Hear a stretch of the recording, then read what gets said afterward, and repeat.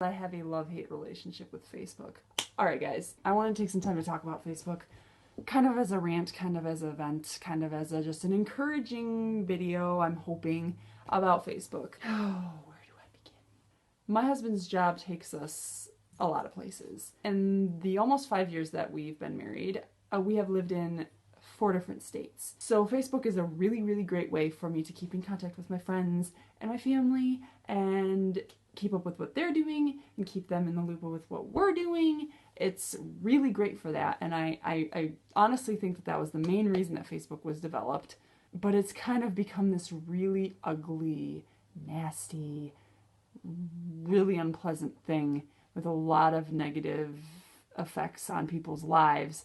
And people think, oh, it's just Facebook. Saying you're gonna delete your Facebook is just the equivalent of a little kid saying they're running away. And, you know, these things are funny, and yeah, it's just Facebook. But really, I don't think it's just Facebook anymore. I really think that people need to acknowledge that social media has a very strong influence and impact on people. It has an impact on the way that kids view the world and how they should behave. It makes people compare each other. So we're going to compile a list. Lists! Yeah, you all know how much I like my lists. We're going to make a list of 5, we'll say 5, of the things that I think are really negative about Facebook. And I hope some people out there can agree. Can I get an amen? Number 1, cyberbullying. This has got to be one of the biggest things that pretty much anyone could probably agree is really horrible. I have been a victim of cyberbullying. I don't know if I could name one person that I personally know who has not been a victim of cyberbullying in some way or another. Now, this doesn't necessarily mean that you've had somebody come at you and be like, kill yourself, you're ugly, you're stupid. Not like that necessarily, although that happens a lot. But cyberbullying also can take place in a more passive-aggressive form, and the passive-aggressiveness, Facebook is like the mothership for passive-aggressive behavior. Rather than people just sitting down, you know, across from each other in person and debating a hot topic or even just something that doesn't really matter that much and civilly discussing or debating or disagreeing, you've got people who get really big and really bad behind the safety of their computer screen, and they're just like saying horrible things to people, making it personal, just being nasty and not loving and not compassionate, and it's just, the fights get out of control and people get hurt, and it's really ugly. Drama, cyberbullying go hand in hand. People trying to start drama, it's a really easy way for people to just be bullies and start drama and hurt feelings and say horrible things about people because they're safely behind a computer screen. Number 2, comparing. I do this. I feel like everybody at some point or another, if they were honest, has caught themselves comparing their lives to those of their friends that they see on Facebook. This is very, very important. Do not take people's portrayal of life and the life that they live. Wait, sorry, I lost track of what I was saying. Oh gosh. Do not take what you see on Facebook and somebody's life as being their life. Sounds a little confusing, I know. Think of it like Facebook is a giant colander, strainer. I think that colander is another word for it, but a giant strainer. And people have their lives, and there's a lot of struggle and hardship. Everybody's got stuff in their life, guys. But Facebook, put your life in there, and then out comes just the good stuff. Just put it out there for the world. Look at my beautiful kid. Look at my perfect husband. Look at what my boyfriend did for me. I am a ghost. A ghost just happened. And it's like perfect, perfect, perfect, perfect. That's not, nobody's life is perfect like it's portrayed on Facebook. Case in point, one time in particular, I posted a picture of myself in a shirt that I got, and I was really excited about it. And I had people commenting, and they were saying things like, you look so happy. But honestly, guys, that day I was in a really, really dark place. I've been fighting depression off and on for years, and many people would not guess that from my Facebook, except if they've read specific articles I've written? Are you joking right now? Like, I did study English in college about depression.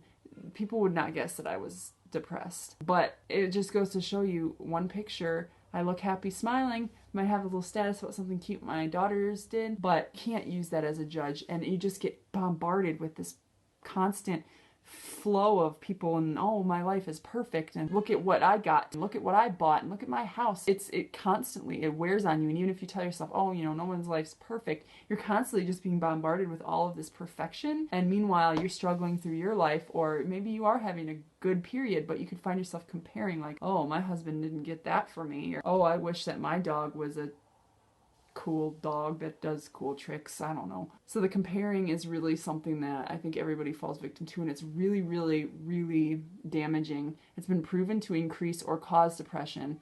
It's something that people need to start taking more seriously, because especially with the amount of time people spend on Facebook, it really, really, really takes a toll. 3, attention-seeking leeches. You know, those people that are kind of the opposite of the last issue I was talking about, who are just, my life, like, oh my gosh, it's so horrible. We've all vented from one time or another. Facebook is not the place. It can be good for, like, support groups and stuff, but these people, you know who I'm talking about. Everybody probably has at least one on their friends list who's constantly being a Debbie Downer, who's constantly being over dramatic about things. And it's just, that's just annoying. You have to feel bad because these people are reaching out. They're most likely looking for attention. And like, if you've got real issues, you should either be talking to somebody, be it a trusted friend or a parent or a therapist. But you need to be more careful about who you're putting your troubles out for. Because either you're doing it for attention and it's really not that bad, or you're doing it because you really are reaching out and you want some support. Because if you're being annoying, people are going to tell you you're annoying, like, knock it off. If you're not trying to be annoying and you're reaching out for help and you're doing it all the time, then people are going to tell you you're annoying, knock it off. In either case, feelings can get hurt. Facebook is just not the place to put your garbage out, so to speak. Especially because a lot of times you regret the things that you post, but it's out there now and then everybody knows about it. And number 4, the same topic of people who are dramatic and negative Nancy's on Facebook. Sorry about that, excuse me. I'm kind of just doing it for attention. There's the people who like to fish. We'll call them the fishers. Those who are like, you wouldn't even believe what happened. And also, I've never been so depressed, ... And then people are like, oh my gosh, what happened? And then there's the people, you know, that are like, oh my gosh, so annoying. What happened? Because they want to know, like, they want to know what happened. And these people just, they don't say anything. They're like, oh, give me the attention. Like, you might as well have just posted freaking, this horrible thing happened to me. If I get 50 likes, I'll tell you what it is. Like, come on. I've seen so many instances of people doing this and then they never say anything. Like, they never let everyone in on what the big issue is. What kills me is the people who are like, the response to people like, why are you keeping us in the dark? Like, let us know what's going on. They'll say something like, oh, it's a personal matter. I don't really want to go into it. Well, then why is it on Facebook? Like, what? It's a social media site. Like, you put things out there so your friends and your family and sometimes the world can see, and you're gonna say something like cryptic and then you're not gonna explain what you meant. And then you're gonna have the balls to criticize other people for asking what the thing, like, number 5, the one-upping. I'm not talking the good one-up like Mario. I have a mushroom actually over there on the shelf. Oh wait, there it is. Woo! It's actually from Japan. If you watched my last video, you know how much I like Japan. I'm a ghost again! This is something that I think is more of a girl issue. In my experience, that is what I have noticed. The mom one-uppers, the girl one-uppers, the dude one-uppers. It's basically the people who are like, you posted a picture of your kid, here's a picture of my kid, and it's suspiciously within the same time frame and doing about the same thing, and look at how much better my kid is than yours, or look at how much better my boyfriend is than yours, look at how much prettier I am than you, and look at how much stronger I am than you. Like, come on. It goes along hand in hand again with the comparing thing. You find yourself being either intimidated by somebody else and their success, or wanting to flaunt your success and happiness in other people's faces. And it becomes this big competition, and it's just a really not supportive, not loving, not nice thing. And it's really, really annoying. When people are trying to one-up each other all the time, it's just, it's not, no. I've had a kid crying in every single one of my videos. That mom life, right? Hashtag mom life.